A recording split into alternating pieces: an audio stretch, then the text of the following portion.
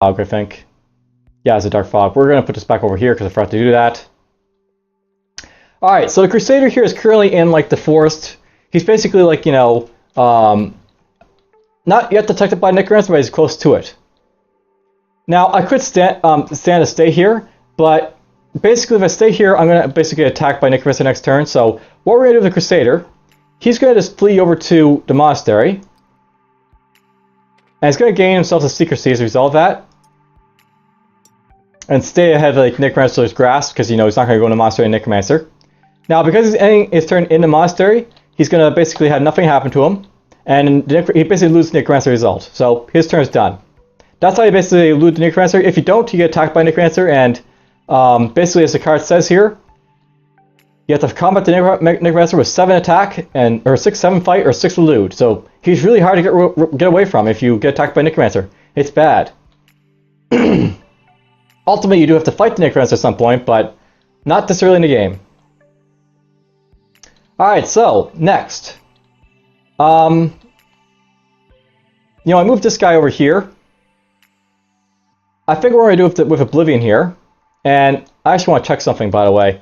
Oblivion, I think it causes you to, at the end of a turn, you basically will lose a power. So basically, the mercenary is going to lose a power if he stays there. I think I want to get rid of this before I do anything else, so let's just have the mercenary go take his turn.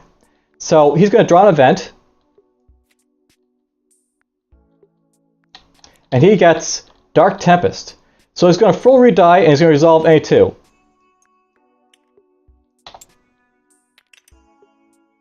Oh, okay, he's going to get 2.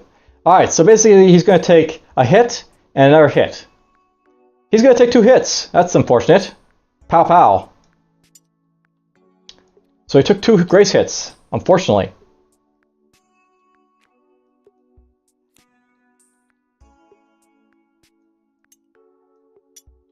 Alright, so now he's basically in here with like this, like, you know, Oblivion over here.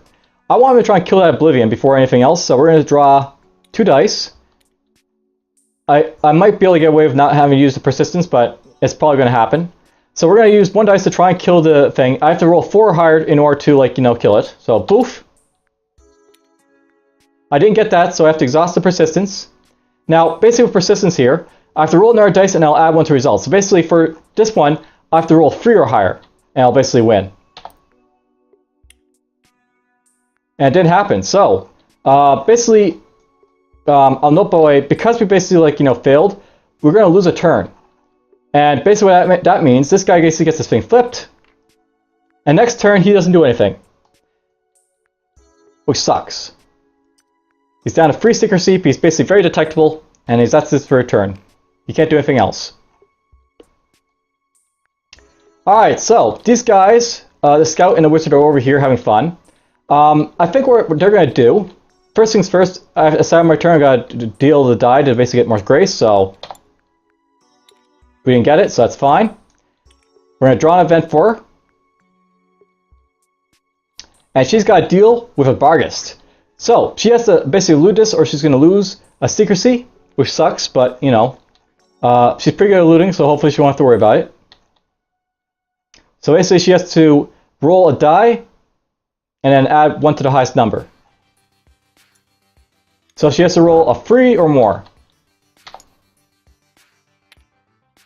And I'm not doing well. And I could try and exhaust this, but it's not going to help, so she's losing a secrecy.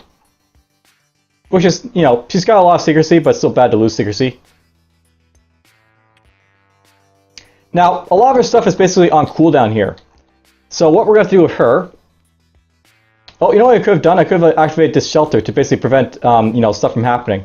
But whatever. Let's just exhaust this. So basically what's going to happen... actually, I can exhaust this right now. I guess that's not worth it. It'll exhaust it the end round. We're just going to basically use her ability to hide. And it's actually going to get her back her secrecy. And it's going to refresh all this stuff here. And that'll be it for her turn. She's just going to refresh her stuff so she can do stuff next time. Because basically, I had to tap all this stuff basically, yourself, like, you know, using it, like the treasure map and cross-country. So we're just going to unexhaust them basically so she can use them, like, again. That's her turn. Now, the wizard here also has stuff over here to, like, you know, deal with. With him, we have to draw an event, so let's do that. And he's going to get a host of haunts. So he's going to have to deal with some wisps. His secrecy compared to this. He does have a lot of secrecy. He's got 4 secrecy, so basically he has some wisps to deal with. He has to roll a 6 or a 6 in order to avoid losing 1 secrecy, which isn't too bad.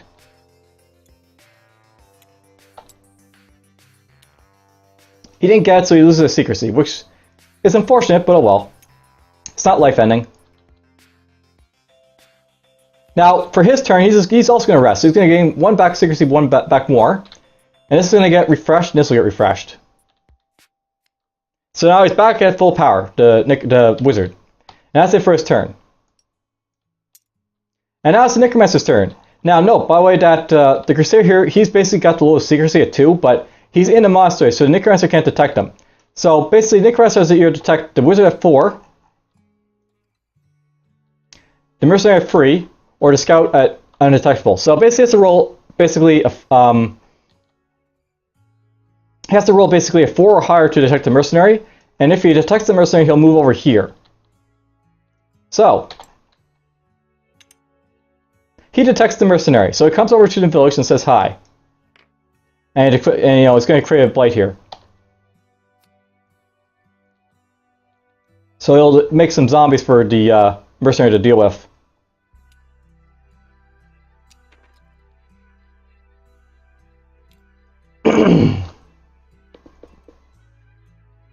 So that's basically it for his turn. And darkness goes up to 4. Alright, so basically for the next phase of the mission here, this guy basically he's gonna flip over. Now basically here's the thing about the mercenary. Because he lost a turn, he just lost a turn. So that's it. He basically just doesn't do anything. He doesn't get attacked by zombies, he doesn't worry about the Necromancer. He just loses his turn. So losing a turn is bad because obviously it gives the Necromancer more time to do stuff, but oh well, it's not the end of the world. Alright, so the wizard and the scout. I'm gonna have the scout basically drop down shelters, which basically will prevent heroes at this location from experiencing events. So boom. That gets dropped down, she doesn't get an event.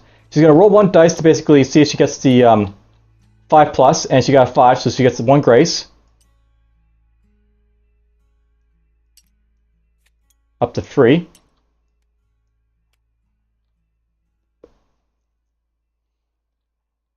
Now, I could try and exhaust some stuff from her, but a lot of the stuff I really like, so I'm not going to basically use her training on her just yet. What we're going to do with her, and by the way, I'm going to do this. I'll note by the way with artifacts, you can't give them, say she's down to and give it to the wizard over here who's with her. So she's going to exhausting it her grace back up to 3. Basically, if I want to exchange this to the wizard, if I want to, so you can change stuff. But we'll deal with that stuff when we get to it. Now at this point, she's going to drop down the treasure map, and basically that gives her a dice for searching. She's got awareness, which gives her a search, an extra search. So she's basically going to roll 3 dice to try and search the castle again for items. And you know what? I forgot to do. Whenever time passes on on his quest, basically this happened with the Necromancer here, you're supposed to put a past time on it. So where are those? Where are those?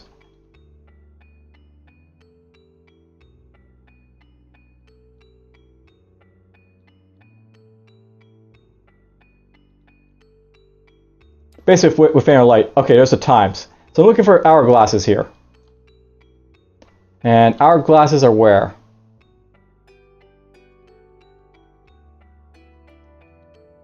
There's little hourglass pieces somewhere that you can basically use to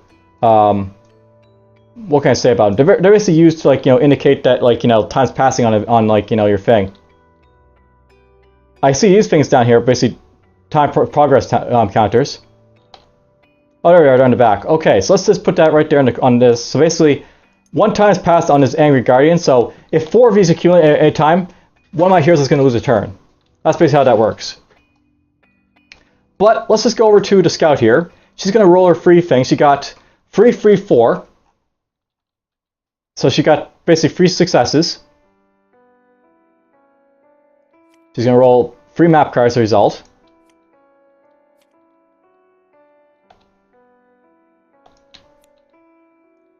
And she'll get all the rewards basically for it. So in the castle, she gets a tome again. So we got another retraining tome.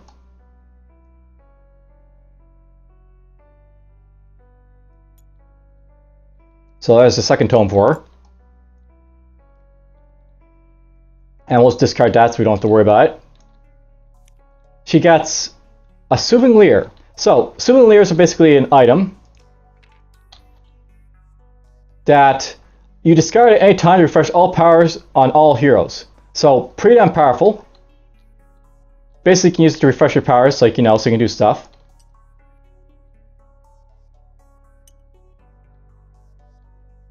And she also gets a supply cache, which is pretty damn awesome. That's good for powers. Basically, supply caches lets you draw powers from the deck and keep, draw 2 power cards and keep 1. So she's going to draw 2 powers. So she has escape routes. Basically, when she's eluding, she gets 1 extra dice.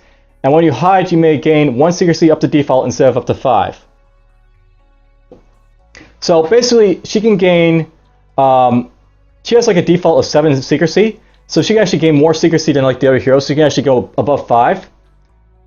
This is not bad escape routes because basically it makes her even better at looting, but let's see here, Trailblazer. Any hero in any adjacent location may travel to your location as a free action during the action step of their turn. That's pretty useful. I can use that to get the mercenary over here and they can search for stuff, but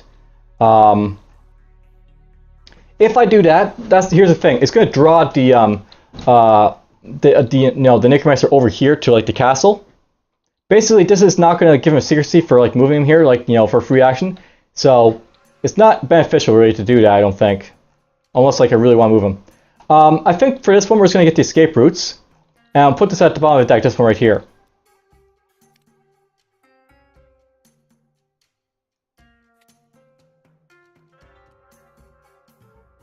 Now note by the way that she's only got like, you know, 4 more powers here. I'm actually tempted to use like the retraining tomes here to like start discarding stuff in order to get like better powers. So let's actually discard this one right here. And I'm going to be able to draw 2 more powers basically to fill up her, like, you know, her skill set. So she draws this power and this power. And she draws patrol routes, so you can activate at an inner location at any time, and blights will have no effects. So basically she can cause, like, you know, blights to have no effects at the end of the turn. That's nice.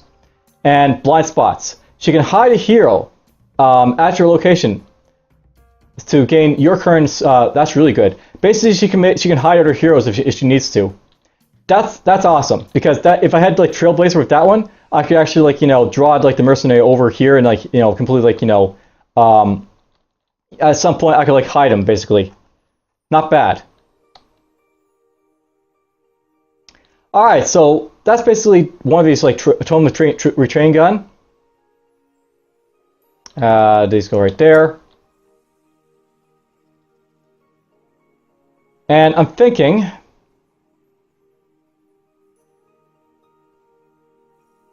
you know what, this is useful, but let's get rid of this Tome of Retraining. And we're just going to draw another 2, I think. Now recall, I have that, like, you know, that one that basically was, like, you know, add like the, what you call it? The one that drags our heroes around. Trailblazer. I now have it back. So if I want to, I can actually drag the mercenary over here, and then during her time, I can actually, like, use her to, like, you know, hide him if I need to. I also got probe defense here, so activate in your location at any time, and blights will have, like, you know, their defenses reduced, which is really useful. Basically, she's got really good, like, you know, helping abilities. That's why I'm trying to get her, like, you know, up to par. And that's it for her turn. And she's done. Now, this is here and this is here, so the wizard doesn't have to worry about stuff happening here. He's going to basically search here for, you know, goodies, so he'll get 1 dice for searching naturally, and he'll get 1 dice because this is up here. And he's going to try and search. He only got 1 result, but it's fine. He's going to go over here to draw another map card. And at the castle, he's going to draw a treasure chest, which is not, you know, a bad thing to get. So he got himself a treasure chest. And that's it for his turn. These are probably just done for now, so we're not going to worry about them. We'll just, you know, exhaust them over here. And exhaust it right there.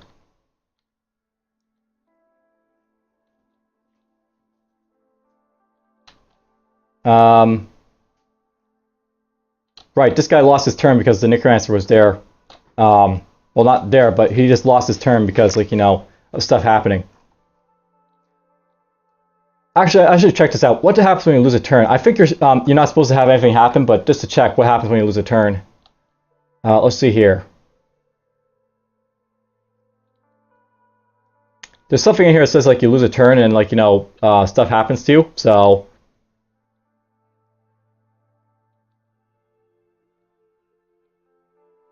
Or not, I guess. I'll note that, you know, some of these rules are really hard to clarify because, like, you know, there's just so much you have to, like, go through basically to get, like, you know, understand what you're supposed to do. So, blah, blah, blah, gains and losses, you know. It's hard to, like, go through this sometimes because, you know, what are they going to do to you?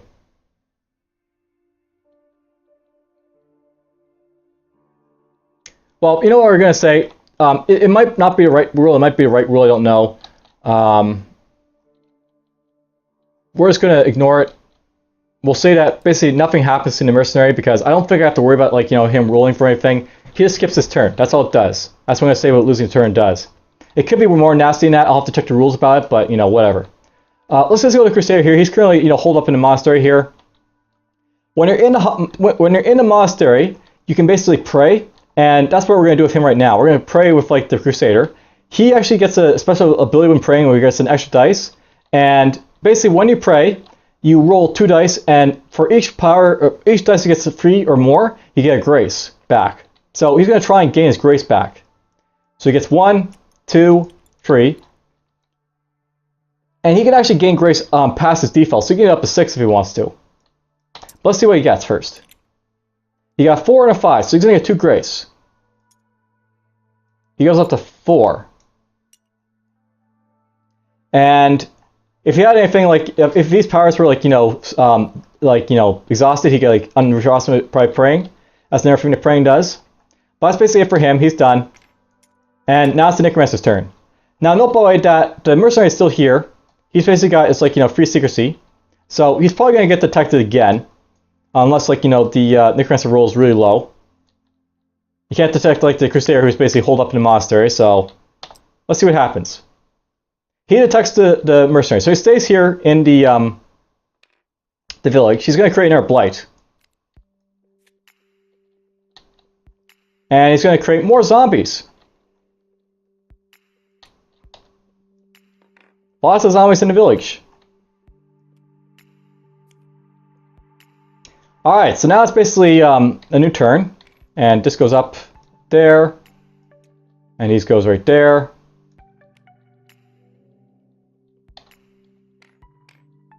Alright, new turn. Now, I'm getting a little bit worried about, like, this getting complete because, you know, it's halfway done. Basically, these quests only last for so long, right? So you have to worry about them a little bit. At this point, I need to send, like, someone over there to deal with this. So what I'm going to do right now, this guy's going to lose his secrecy because he's next to the Necromancer. And then he's going to draw an event because, you know, he didn't, like, get detected by Necromancer because he's, you know, not at 0 secrecy. He's got latent spell. So he's going to lose his secrecy. That's bad. He's now down to 1. And then he's either going to spend a grace or he's going to discard this thing without fair effect. Now, this can be useful to draw no power or blight, so I really want to do this because you can get really good effects from this stuff. So we're going to basically waste a grace on this guy. And he's going to try to get one of these, and he got no effect. So basically nothing happens. He tried to take a gamble, it didn't work out for him. Unfortunate, but well. Now, he's almost detected, but I can move him and he can actually get his stuff back. What we're going to do with this guy, I want him to move over to the mountains, and I want him basically to deal with this, like, event over here, I think. So he's going to go over here, and I'll cause him to basically gain back 1 secrecy. And then next turn he can like try and like deal with this event. There's no like blights there, so nothing really happens to him. He's done his turn. With this guy here, the Crusader, I'm actually going to draw another 3 dice, and we're going to try to basically get his like grace up to 6. So he's basically going to pray again. He got us up to his 6, so on Note Boy he can't go to 7 because like he's only allowed up to like basically he prays up to default. So you're basically praying up to like your default, and in this case he's got like +1 above default, so he goes up to 6, which is above his default. So he's basically just going to get up to 6 like if his thing's done. That's his turn. And then there's the scout and the wizard over here. With them, I want them to sort of stay around here, I guess, for now, because she's probably going to pull the the mercenary next turn with the trailblazer, who's because basically she can pull any hero basically adjacent to you as a free action, and then like she can like hide him next turn with the blind spots. So this turn, I want her to do what? I think this turn with her, we're just going to use her to refresh her powers, I think. Possibly. But first things first, let's draw event, because, that happens first. And she rolls a dice for this thing, because that also happens. Let's do that first, actually. 1, nothing happens with the Chalice of Life, so that's gone. Alright, ooh, urgent plea. So draw a quest. We're going to draw another quest. And, ooh, we're going to add a marker to it too. So apparently, here's something else about these like quests. Sometimes they like having like urgency on it, so this one's going to be a little bit faster than the other one. So we're going to draw a quest. And we're going to draw the block dice. And where's it going to go? 6. It's in the village. That's not a good place for a quest.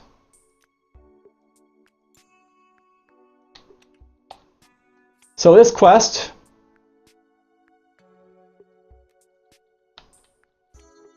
an unearthly mist is a Pilgrim village, and it's also got a quest timer on it because of the event. A strange and foreboding mist has covered the land. Explore the area to ensure it isn't hiding malign forces.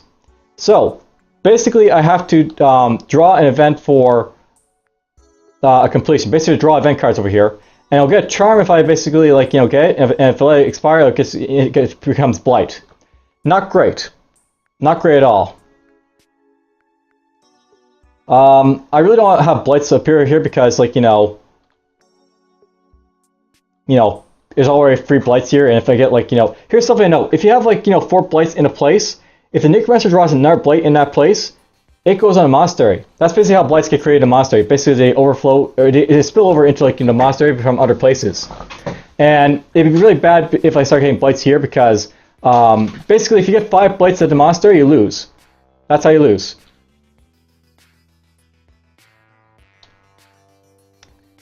And I forgot. Did I move this up? I forgot if I did moved it up. I think I have this at the right place, the darkness meter, but that's the thing. You always have to keep moving this up each turn for Necromancer. But anyhow, she drew her event, so that's going to go right there. And I might send the scout over there to try and deal with this. Perhaps. See, the thing is that she's got a lot of power, so this won't hurt her as much. And then she's also zombies that she can elude, so I think that's what we're possibly going to do with her. I also want to heal up this mercenary though, so that's the thing as well.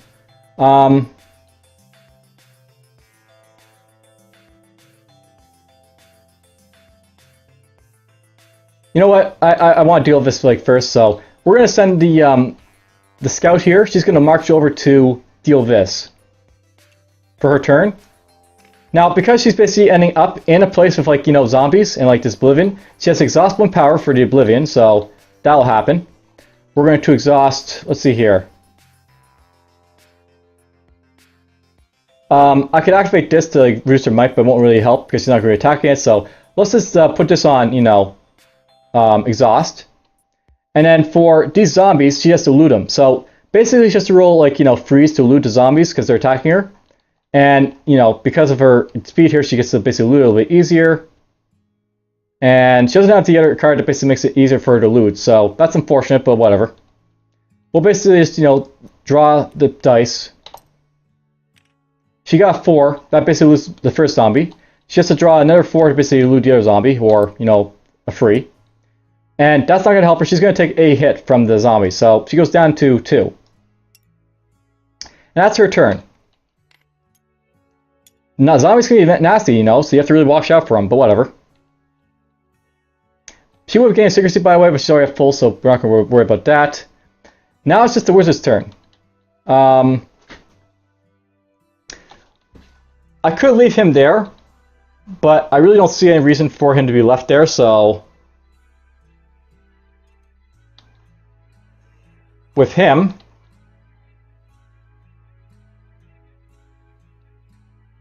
You know, I'm tempted to actually draw a power card from him and just, like, you know, see what else I can do with him.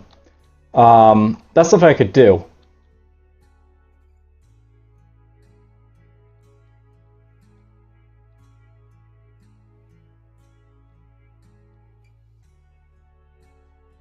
I could also teleport somewhere. Or move somewhere.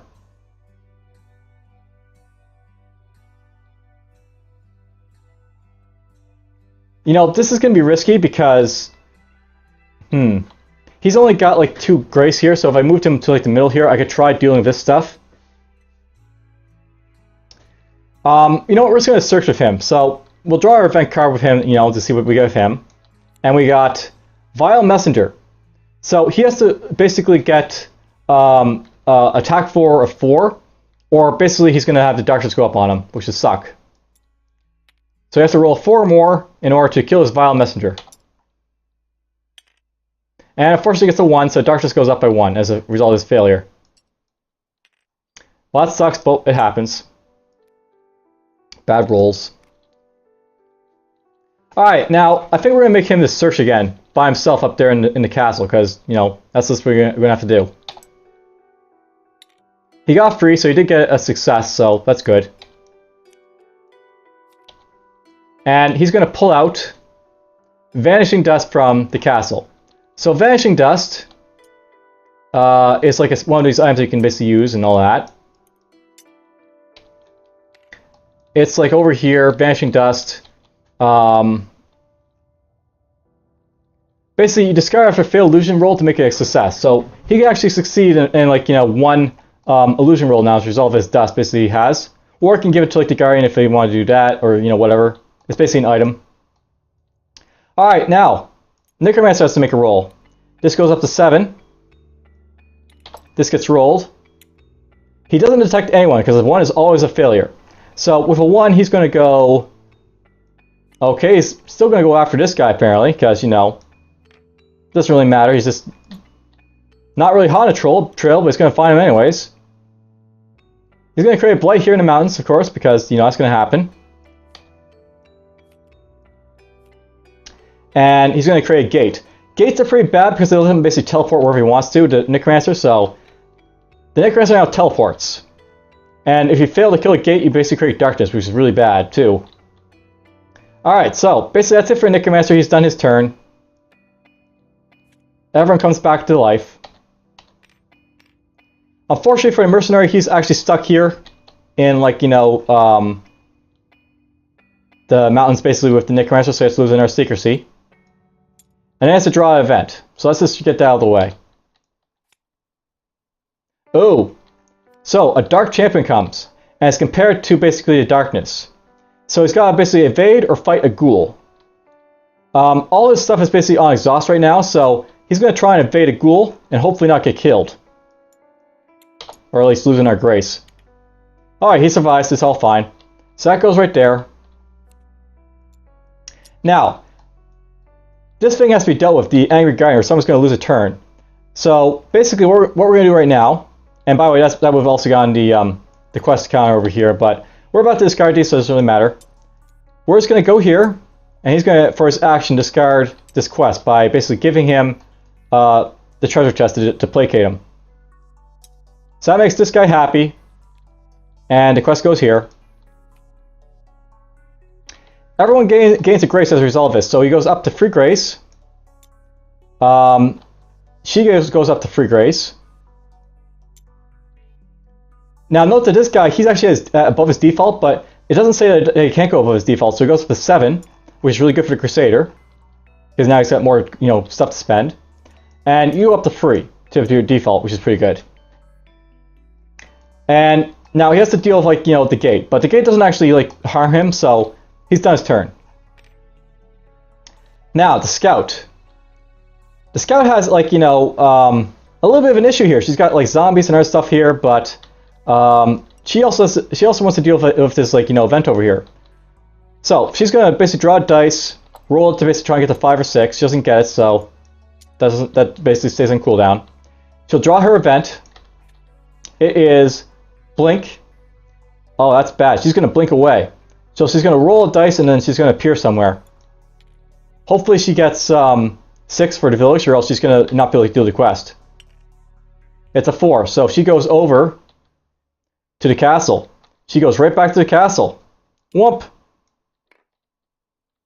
That's unfortunate. We're going to get our blight in the thing over there. So moving over there was a complete waste for her.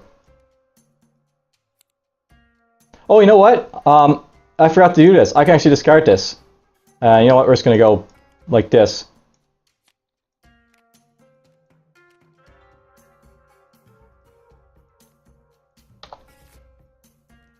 I don't have to worry about that, right? Because basically she's got the thing for the blights, right? Doesn't she have it? Where is it? She has one that lets her basically, cause blights not to work. Did I get rid of that one?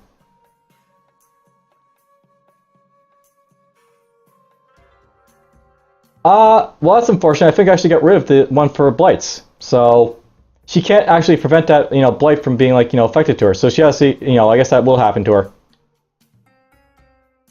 Alright, I kind of, it kind of sucks I have to go through here again, because I have to go find that blight.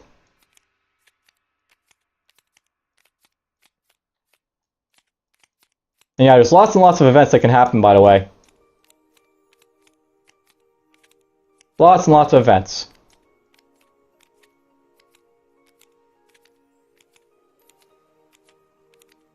There's Blink. Right at the bottom.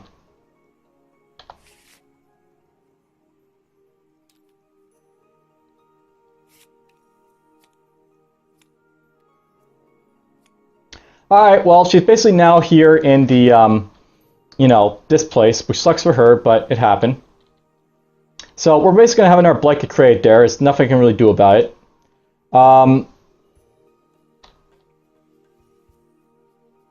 It also sucks because this guy's, stuck here. I would have pulled him, but now I can't. Well, I guess for her, she's just going to have to deal with it, so